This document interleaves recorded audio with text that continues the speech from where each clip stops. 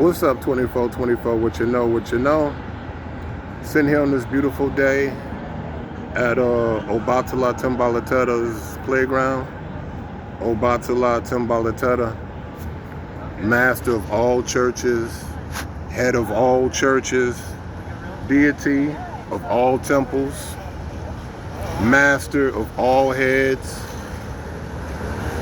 emperor of all higher selves, of the higher self. Yeah, I'm here at his playground. So I want to sit here and talk about a particular subject, right? I want to talk about spiritual parasites, spiritual vampires, soul-snatchers, some people say. How to avoid these things, right? How do they make us a victim? Well, first, before you go to do any reading, before you go to any temple and decide to join any temple, the best way, the foolproof way, is always to consult your ancestors. You go to your ancestors and you ask your ancestors what's the best thing to do. Not God, but you go to your ancestors, because your ancestors are in charge of that. We're going to talk about that later on.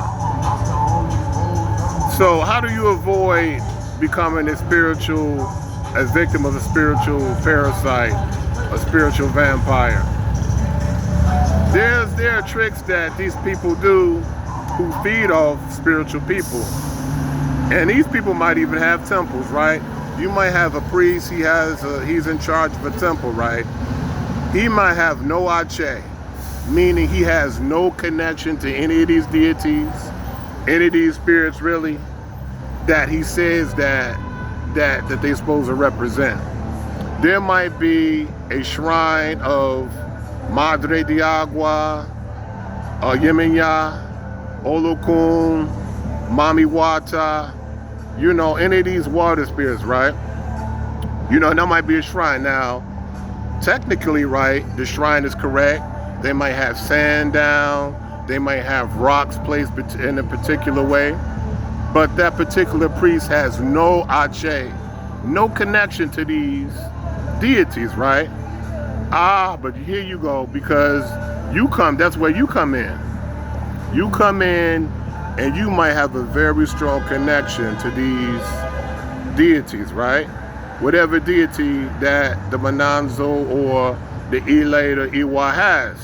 You go there and, you give offerings, you say prayers, you give your energy, and that entity comes. That deity comes, right? It would have never came if you wasn't putting up the offering without your energy. So this is how these temples are, right? They'll use your energy to run the temple, right? If they could just snatch all that energy from you and not even have you there, they would do that. But they can't really do that, right? So they need your body. You're basically like a battery. And that's how these entities are come. That's what makes it a temple, right? So you have to be very careful, right? Because some of these people, right, who act like priests, they're not priests. They might have knowledge, right? They might have, a good way of talking. These spiritual narcissists and psychopaths and sociopaths, right? These occult narcissists, right? They're just using the tradition to get money and clout and to have as a playground for their mental illness. So you have to be very, very, very careful, right? Very careful. So it's always good to ask your ancestors, right? And there's a particular way you can do that. We're going to go into that a little bit later, like I said. But be very, very, very careful. Even in tarot readings, right? A person, might be on TikTok. They might even be on YouTube. And you go on their line and, they're on the live And they might even peep your energy. And in your energy, they might psychically connect with like, oh, you might have some type of abundance coming. You might have something, that they want to take, and they will focus on you. And if they find you right, they will try to take whatever spiritually that you got, usually abundance, right?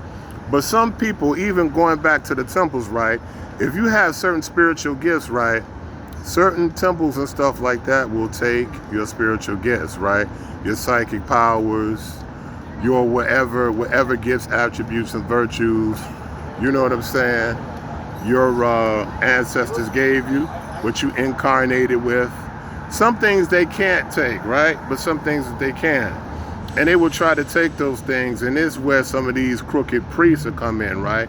They have no ashe of their own, right? Because they live in the lower self, right? They using the tradition just to make money and clout. They not really elevated. They not trying to elevate their, their spirit, right? In this incarnation. They just trying to get what they can, right? These are spiritual psychopaths, narcissists, sociopaths, whatever you want to call it, right? These are cult narcissists. So be careful, you know what I'm saying? This is why to go to your ancestors and ask them where you should go. Because if you're really trying to do this shit for real, if you're really trying to do spirituality for real, that's what you're going to do. It's not about what you want to do. It's not about who sounds the best, who could talk the best shit, you know what I'm saying, who got the most views or whatever, who got the most followers. It ain't about none of that. Who been doing this the longest? Because some of these are the worst type of people, you have to understand. So it's about where your ancestors want to go. You know what I'm saying? Also, temple ain't a social club. So what? Your buddies in this temple and you over in this temple.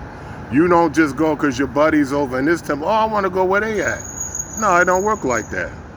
You know what I'm saying? It's a lot of spiritual connection and complications, that has to happen. If you want to go to another temple, another Mananzo, if you want to go to another Ile, you have to ask the priest the way you came from, and he has to dismiss you the proper way. If they have orishas that they birth from you, that they birth for you, you have to ask, their permission. It's a lot to it. And it's about what your ancestors want you to do. It's not about what you want to do for your ego. These are another things that will get you in trouble. You know what I'm saying? Not doing the correct thing. Doing something because it appears to your ego. Some people, give an example, right? It was a situation with one woman, right? The Lukumi faith, right? Lukumi Ifa. She was obsessed with Oshun. She wanted to be Oshun so bad, right? But when they crowned her, it turns out she wasn't Oshun. She was she was in something that wasn't as glamorous. It was either Oba or Obatala, something like that. And she was like, no, I'm a child of Oshun. I'm a child of Oshun. So, she's over there in Cuba. And somehow they was like, okay, well, she's insisted. Well, we'll do a Oshun ceremony. When she did that, her life fell apart. Her life fell apart. Money, everything. Her life fell apart because she was crowned with the wrong head. It's not about what you want. It's about your destiny, right? Because Ifa, especially, is based on your destiny and what you're destined to do, and your crown, and what spiritual tribe you come from, not what spiritual tribe you want to come from. So if you do what you obligated as far as your destiny, and if you do what your ancestors want you to do, you will always be straight. You know what I'm saying? And sometimes the path is long. Sometimes you're gonna run into problems. This is why I'm making these videos, because I don't want you to make the same mistakes that I have, because I've been through a lot spiritually, and I could tell you, hey, Don't make the same mistakes. Don't let anybody spiritually vamp off you. Don't let anybody try to steal your virtues or block your virtues. You know what I'm saying? Because, let me tell you, there's a lot of jealous and envious people out here, right? But the worst kind of jealousy and envy is a person who's spiritually envious of you. These motherfuckers are jealous. If they do a reading on you and they see what you have in your destiny, that's crazy. A person, that shit hit different when a person, you ain't even manifest that. You may not even know these things in your destiny, and then you have a person, some spiritual crackpot narcissist, hating on shit you ain't even got yet. That shit is crazy, man. You don't want to deal with that, man. You know, you already came this far. You're doing for your ancestors, you're spiritually doing for yourself. You're not going with the path of what everybody else is doing. So you want to go and do the right thing. You know what I'm saying? Don't let these people get you. So we're going to talk about this a little bit more. I'll talk to you later. Ache.